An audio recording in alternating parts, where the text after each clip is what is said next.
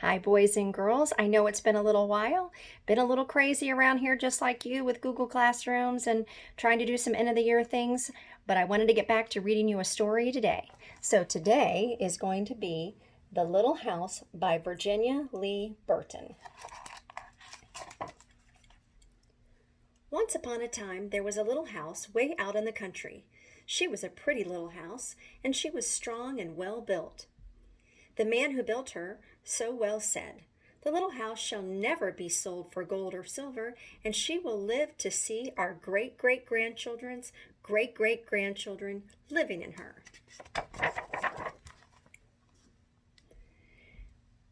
The little house was very happy as she sat on the hill and watched the countryside around her. She watched the sun rise in the morning, and she watched the sun set in the evening. Day followed day, each one a little different from the one before, but the little house stayed just the same.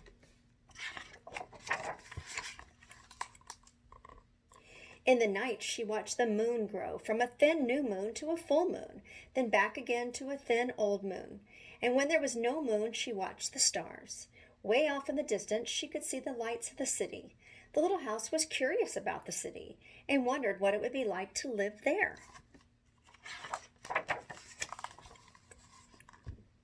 Time passed quickly for the little house as she watched the countryside slowly change with the seasons. In the spring, when the days grew longer and the sun warmer, she waited for the first robin to return from the south.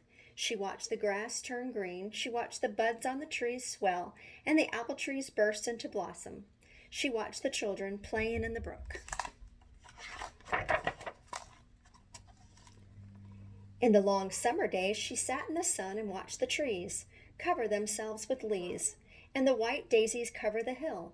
She watched the gardens grow, and she watched the apples turn red and ripen. She watched the children swimming in the pool. In the fall, when the days grew shorter and the nights colder, she watched the first frost turn the leaves to bright yellow and orange and red. She watched the harvest gathered and the apples picked. She watched the children going back to school.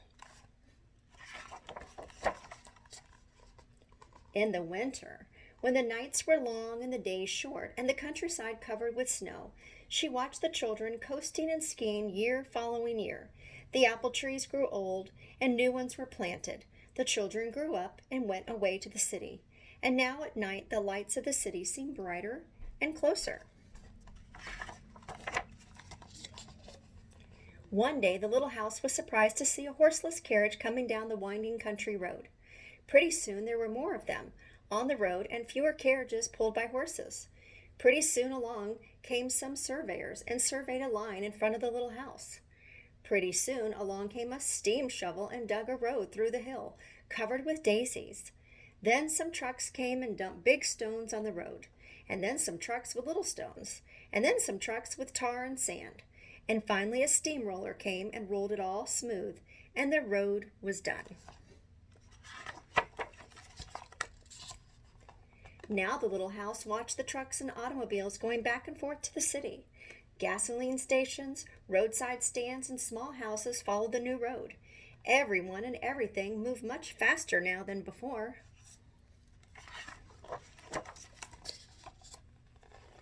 More roads were made, and the countryside was divided into lots.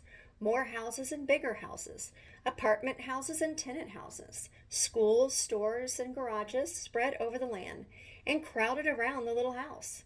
No one wanted to live in her and take care of her anymore. She couldn't be sold for gold or silver, so she stayed there and watched. Now it was not so quiet and peaceful at night. Now the lights of the city were bright and very close, and the street lights shone all night. This must be living in the city, thought the little house, and didn't know whether she liked it or not. She missed the field of daisies and the apple trees dancing in the moonlight. Pretty soon there were trolley cars going back and forth in front of the little house. They went back and forth all day and part of the night. Everyone seemed to be busy, and everyone seemed to be in a hurry. Pretty soon there was an elevated train going back and forth above the little house. The air was filled with dust and smoke, and the noise was so loud that it shook the little house. Now she couldn't tell when spring came, or summer, or fall, or winter. It all seemed about the same.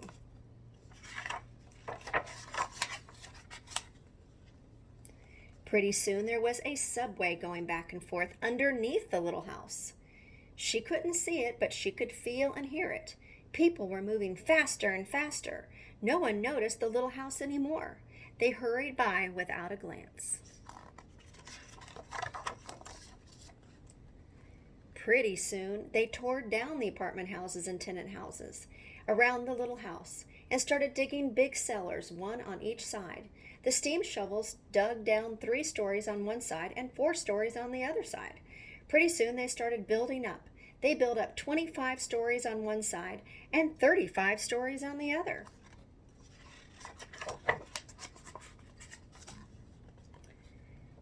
Now the little house only saw the sun and noon and didn't see the moon or stars at night at all, because the lights of the city were too bright. She didn't like living in the city. At night she used to dream of the country and the fields of daisies and the apple trees dancing in the moonlight. The little house was very sad and lonely. Her paint was cracked and dirty. Her windows were broken and her shutters hung crookedly. She looked shabby, though she was as good a house as ever underneath. Then one fine morning in spring, along came the great-great-granddaughter of the man who built the little house so well. She saw the shabby little house, but she didn't hurry by. There was something about the little house that made her stop and look again. She said to her husband, "That little house looks just like the little house my grandmother lived in when she was a little girl. Only that little house was way out in the country, on a hill covered with daisies and apple trees growing around." They found out it was the very same house, so they went to the movers to see if the little house could be moved. The movers looked the little house all over and said, "Sure, this house is as good as ever. She's built so well we could move her anywhere." So they jacked up the little house and put her on wheels. Traffic was held up for hours as they slowly moved her out of the city. At first the little house was frightened, but after she got used to it, she rather liked it. They rolled along the big road, and they rolled along the little roads until they were way out in the country. When the little house saw green grass and heard the birds singing, she didn't feel sad anymore. They went along and along, but they couldn't seem to find just the right place. They tried the little house here, and they tried her there. Finally, they saw a little hill in the middle of a field and apple trees growing around. "There," said the great-great-granddaughter, "that's just the place." "Yes, it is," said the little house to herself. A cellar was dug on top of the hill, and slowly they moved the house from the road to the hill. The windows and shutters were fixed, and once again they painted her a lovely shade of pink. As the little house settled down on her new foundation, she smiled happily. Once again she could watch the sun and moon and stars. Once again she could watch spring and summer and fall and winter come and go. Once again she was lived in and taken care of. Never again would she be curious about the city. Never again would she want to live there. The stars twinkled above her, a new moon was coming up. It was spring, and all was quiet and peaceful in the country. The end.